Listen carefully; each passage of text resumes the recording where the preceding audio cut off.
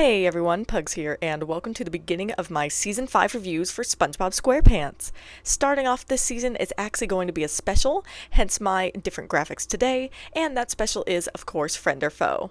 Everything I want to say about this episode is better left for the actual review, but y'all already know this is probably one of the most iconic episodes of this show, at least when it comes to discussing the characters of Mr. Krabs and Plankton. But that's enough of a teaser. Let me just get right to the part where I say a big thank you to everyone tuning in today as I begin my foray into Season 5, and with that, let's just get right into it. Season 5 kicks off with Friend or Foe, a fun backstory episode that, after 5 seasons, finally explores the reason why Mr. Krabs and Plankton hate each other. Well, that's not quite accurate. Because this show is so good at characterization, we already know the basics and can infer why these two hate each other. Plankton is envious of Mr. Krabs' success and tries to steal his secret recipe. Mr. Krabs understandably hates that, and also over time has enjoyed his superiority to Plankton.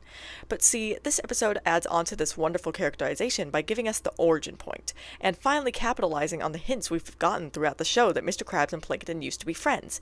These hints were especially clear in New Leaf, for example. Anyway, I feel like no matter what kind of canon or timeline you may subscribe to, if you subscribe to one at all, most people have Mr. Krabs and Plankton being former friends somewhere in there, and I'm the same way. This review is no place to explain what my canon for the show is, so I'll leave it at that, but you best believe that Krabs and Plankton being ex-best friends is in there somewhere. So, right from the beginning of this episode, I'm intrigued, because my first question is immediately, why is Patchy flipping patties? Capitalism, man, shaking my damn head. Can't a man just be jobless and love SpongeBob in peace? Sheesh.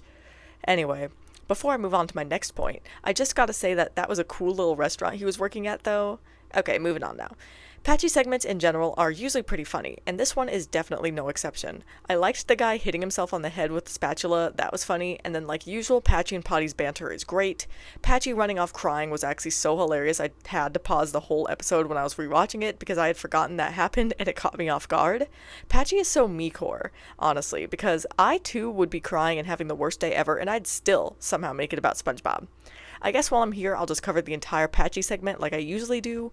I love how Potty ends up becoming assistant manager, and then we get all this fun humor for older watchers with that GED joke. And I love the montage of Patchy trying to make burgers. It has that wonderful low production value that we expect from these live action bits. Also, that little clip of SpongeBob making his first patty was so cute. Patchy getting fired was great, and that golden parachute joke was brilliant. And then, of course, the Patchy segment and the episode ending with the gorilla attacking Patchy is hilarious. Alright, now let's get to talking about the episode for real. First thing I gotta say, Clownfish Capers for the title card is a great choice. Love that song. It's linked in the description if you're unfamiliar with the OST, or at least its name. Okay, I'll talk about the plot now. So, the extremely suspicious cake rolling into the Krusty Krab is a good enough way to start the episode, although I find myself questioning why Mr. Krabs, the same paranoid man we saw in New Leaf, did not find it to be all that suspicious. Plot convenience, I suppose. Squidward lampshading this makes me like it, though. I know we'd already kind of started this with Imitation Crabs, The Algae's Always Greener, and Enemy-in-Law, but considering how this episode is in Season 5, I feel like this episode really starts with the emphasizing of the wacky, machine-based nature of Plankton's plans to steal the formula, which will become increasingly common from here on out. Because, like, what even was this cake machine? Very creative. And I liked the teamwork between SpongeBob and Mr. Krabs in getting the formula back, and once Mr. Krabs starts to tell his tale, I love how everyone in the restaurant also gets into it. I love the atmosphere of the flashbacks in this episode. That little bit we get of Mr. Krabs and Plankton as toddlers is so cute, and I love how Plankton basically has the same voice. I think it's funnier that way. Also, Mr. Krabs talking the same but with a slightly higher voice is similarly hilarious, and the kids in their elementary school... See, if that was me and these kids were trying to talk about me like that, we'd have to fight, plain and simple. Especially when they started being classist, because absolutely not. Anyway, I feel like this episode kind of implies that Krabs is a country bumpkin based on background music and locations, which I think is hilarious. I appreciate this episode's dedication to explaining the characters of Mr. Krabs and Plankton, including their obsessions.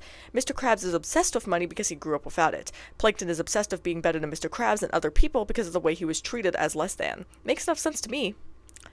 Mr. Krabs buying a balloon for Plankton with his first ever piece of money is so freaking wholesome, which then turns to absolutely hysterical when Plankton ends up flying away because of that balloon. And then when we cut away from the flashback and SpongeBob gives Mr. Krabs the formula, I thought SpongeBob's line there was pretty funny. And then everyone's legitimate curiosity sets up Squidward's sarcasm nicely, and I love how Mr. Krabs just gets up in his face. I just love the way this episode flows. I think that's something I need to talk about more, how good writing can also look like, just making this make sense and flow well, not choppy. Moving on back to the flashback. The kids are very classist towards Mr. Krabs and Plankton again, but even worse is that so is the adult in the situation. Yeah, Stinky, it's on site. I did like Stinky's cartoonist Scooby-Doo-like double takes, though. I have so many questions about why a rich guy was pretending to be a poor burger maker, but okay, it's just another example of this show's random comedy. I like how we start to see the divergence in goals between Mr. Krabs and Plankton early on in their initial formulations of the plan to make burgers. Plankton wants to rule the school, but Mr. Krabs wants lots of bucks, and the montage of them figuring out how to make the perfect patty is entertaining enough. Not particularly funny or amusing, but it does its job.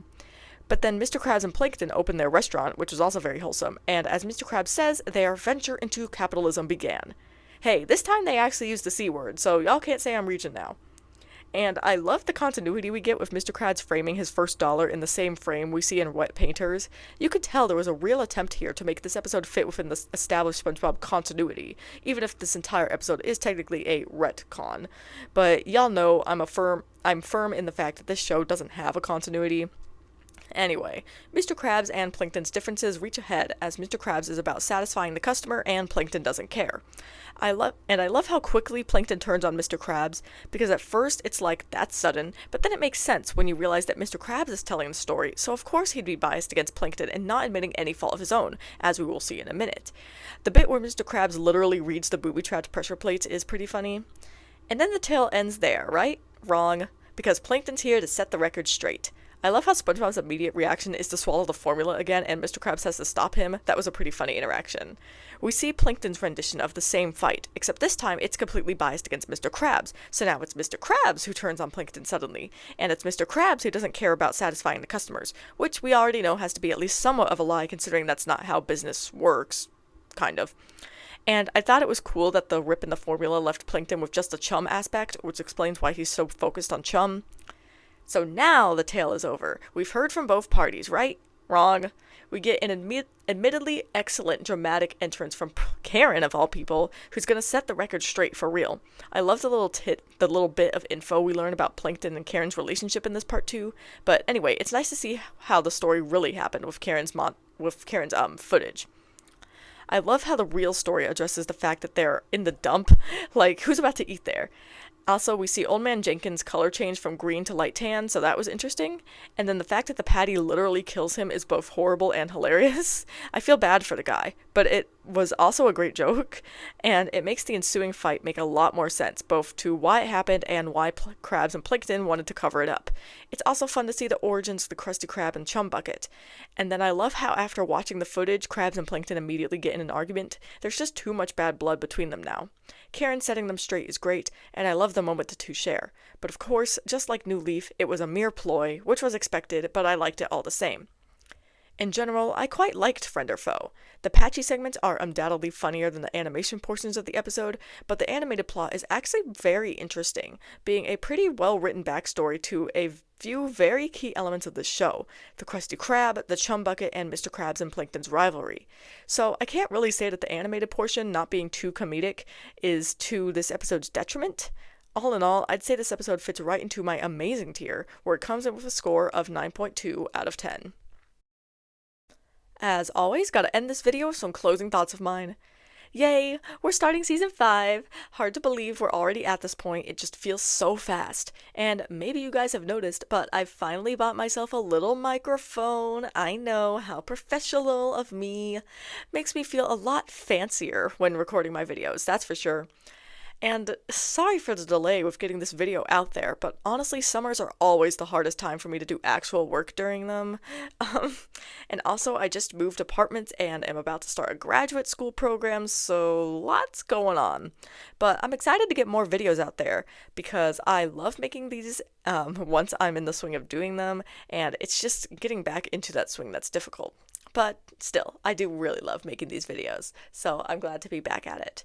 And yeah, I mean, I think that's really all I have to say. So I guess I'll just end the video here, and I will see you guys in the next review.